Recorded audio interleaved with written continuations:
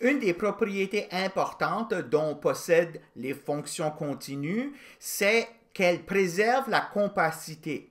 Ça veut dire que si j'ai un ensemble compact, et puis je mets les points dans cet ensemble-là dans une fonction continue, puis je regarde l'image va être compacte aussi. Donc, on va démontrer ça dans cette capsule ici et on va voir un corollaire ou une application importante de ce théorème-là que vous avez vu en première et en deuxième année, mais ici, on va en voir la justification qui s'appelle le théorème de la borne atteinte. Alors, ça, c'est un théorème qu'on utilise beaucoup quand on veut faire de l'optimisation. Alors, pour les étudiants qui sont en économie ou en finance, vous avez souvent à optimiser des profits ou des choses du genre.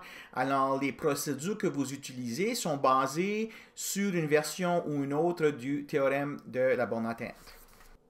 Alors, le théorème principal qu'on va démontrer en début de capsule, c'est celui-ci, puis qui est vraiment général dans la mesure que on a un espace métrique quelconque ici, un autre espace métrique et une fonction continue qui va d'un certain domaine dans A vers B.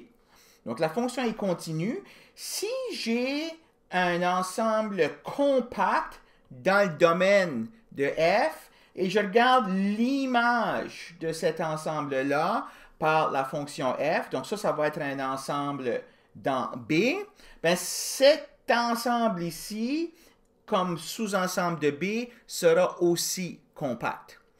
Donc, on va démontrer ce théorème ici. On va utiliser une caractérisation qu'on a vue à la capsule 21, le théorème 3.28. C'était une caractérisation qui était complètement générale, alors qui ne se basait pas sur le fait qu'on était dans Rn ou d'autres restrictions. C'est une caractérisation complètement générale d'ensemble compact qui disait qu'un ensemble dans un espace métrique est compact si et seulement si toute suite xn d'éléments de f possède une sous-suite qui converge vers un élément de f. Donc, c'est ça qu'on va utiliser ici pour démontrer que l'ensemble f de K est compact, étant donné que K est compact. OK? Alors, soit F majuscule égale F de K. Et soit YN, une suite d'éléments de F. Donc, je commence par prendre une suite quelconque d'éléments de cet ensemble ici. Bon, parce que c'est une suite d'éléments dans F de K, donc les YN qui sont ici, là, s'ils sont dans F de K, ça veut dire qu'ils sont l'image, chaque YN est l'image d'un certain XN dans K. Hein, c'est ça que c'est F de K. C'est l'image de K par F. Donc, si je prends une suite dans F de K, à chaque élément de cette suite, il correspond à un point xn dans K qui est envoyé sur yn par f. Okay? Alors, ça veut dire ça que pour tout n entier, il existe un point xn dans K tel que yn, c'est l'image par f de xn. Là, maintenant, on va utiliser le fait que K est compact. Okay? Si K est compact, j'ai une suite xn d'éléments de K. Donc, par cette propriété ici, cette suite xn-là doit avoir une sous-suite qui converge vers un élément de K. Okay? Donc, puisque K est compact,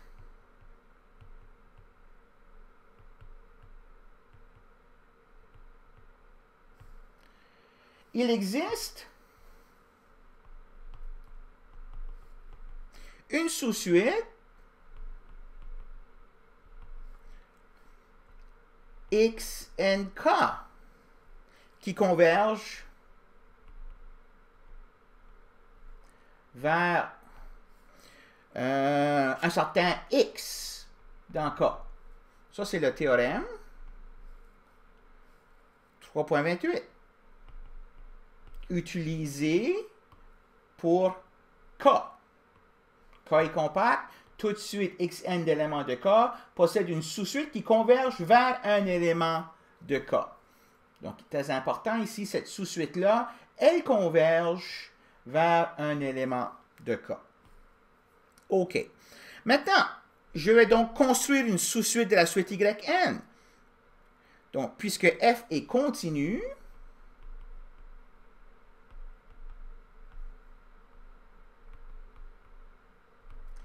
la suite que je vais appeler Ynk, c'est-à-dire que je vais prendre les éléments de cette sous-suite ici, puis les mettre dans F. Bien, parce que les Xnk convergent vers X, et F est continu, F de Xnk converge vers F de X.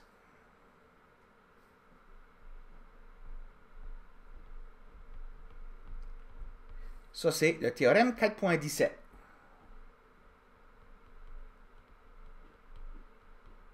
Et important ici, très important, parce que X est dans K, F de X appartient à F majuscule, qui est l'image de K par F.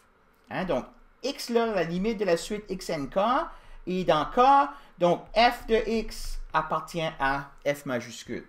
Donc, très important, converge vers ceci qui appartient à F.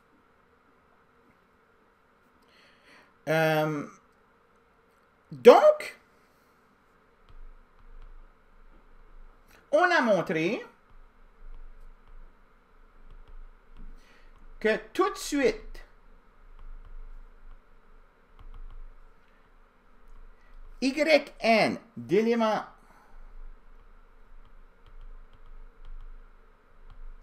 de F possède une sous-suite, on la construit,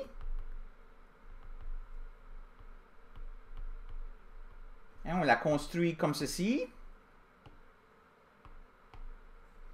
qui converge vers un élément de F.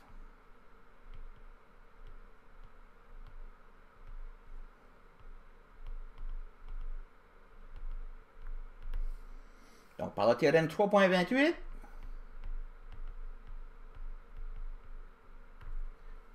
F qui égale F minuscule de K est compact. OK? Alors, l'image d'un compact par une fonction continue, c'est un compact. Propriété très, très importante en topologie. Donc, le corollaire que je veux vous donner maintenant, corollaire à ce théorème-là, c'est ce qu'on appelle le théorème de la borne atteinte. Donc, on est dans le cas particulier où l'image, ici, c'est la droite réelle. Donc, on a une fonction continue qui va d'un certain domaine dans un espace métrique dans la droite réelle. Une fonction continue. Alors, si je prends un compact dans le domaine, l'image de ce compact-là, ça va être un compact dans R. Et par Hein-Borel, un ensemble qui est compact dans R, c'est un ensemble qui est fermé et borné. Donc, on va se servir de ça pour montrer que la conclusion du théorème de la borne atteinte, c'est qu'il existe au moins un point A et un point B dans K, tel que le suprémum de toutes les valeurs de f de x pour x dans K, c'est la valeur de f au point A. Donc, le suprémum de cet ensemble-là est atteint au point A. Hein? Donc, c'est un maximum. Même chose pour l'infimum. L'infimum est atteint. OK? Donc, c'est un minimum. Donc, on va montrer ce théorème ici. Donc, f de k est compact. Ça, c'est par le théorème qu'on vient juste de démontrer. Théorème 4.24. Ça veut donc dire ça que f de k est fermé et borné. Ça, c'est par Hein-Borel. Un ensemble compact, dans les réels, c'est un ensemble qui est fermé et borné. Donc, s'il est borné, ça veut donc dire que le suprémum de f de k et l'infimum de f de k existent tous les deux. Donc, posons M majuscule comme étant le suprémum de f de k, ça qui est la même chose que dire le suprémum des valeurs f de x pour x dans k. Et on va poser M minuscule comme étant l'infimum. Donc, l'infimum.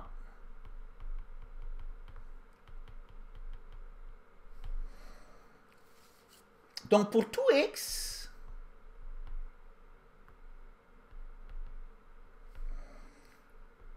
appartenant à k, on a que la valeur de f de x, parce que m minuscule, c'est une borne inférieure, je vais avoir ça. Puis parce que m majuscule, c'est une borne supérieure, je vais avoir ceci.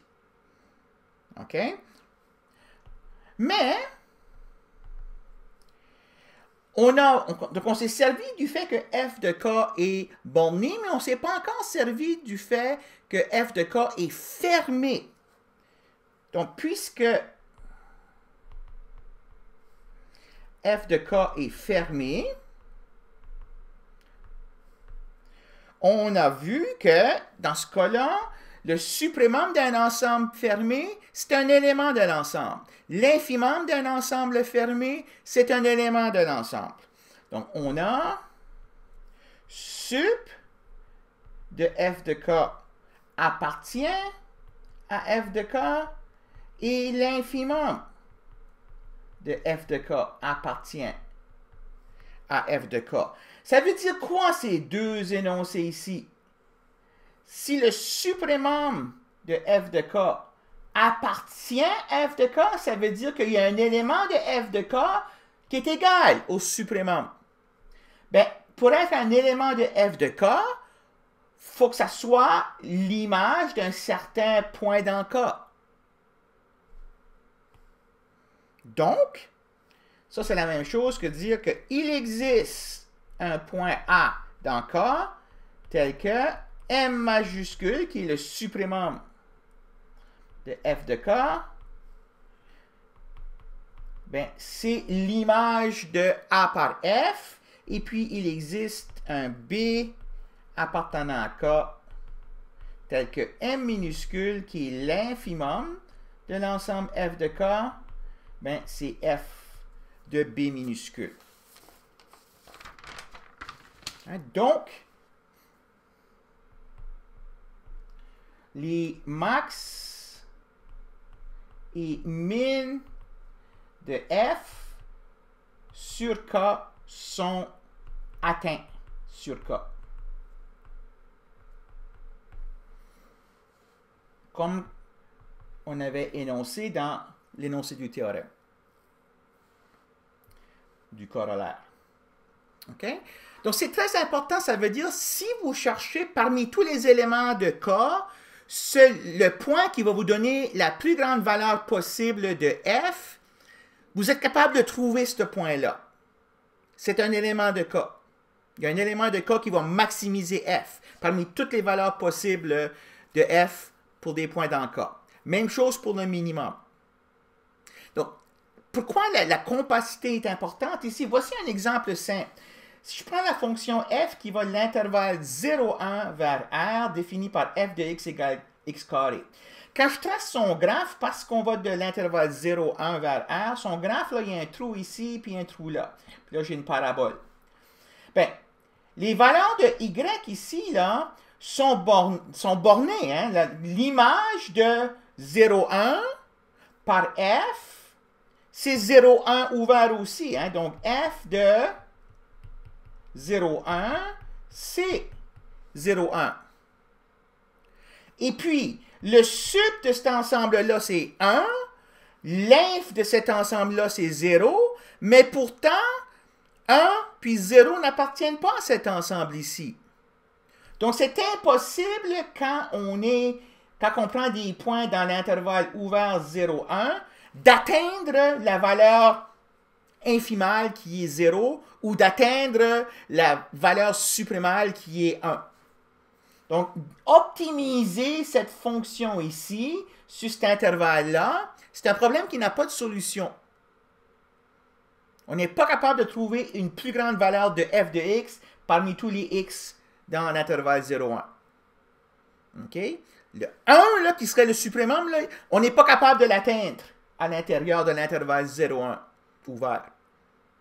Si je change le problème, puis je mets ça, ça devient un ensemble fermé et borné, c'est compact, et puis oui, là, j'atteins le 0, puis j'atteins le 1. OK? Alors, voyez l'importance ici de ce théorème ici, la compacité est très importante. OK? Donc ça termine cette capsule numéro 34.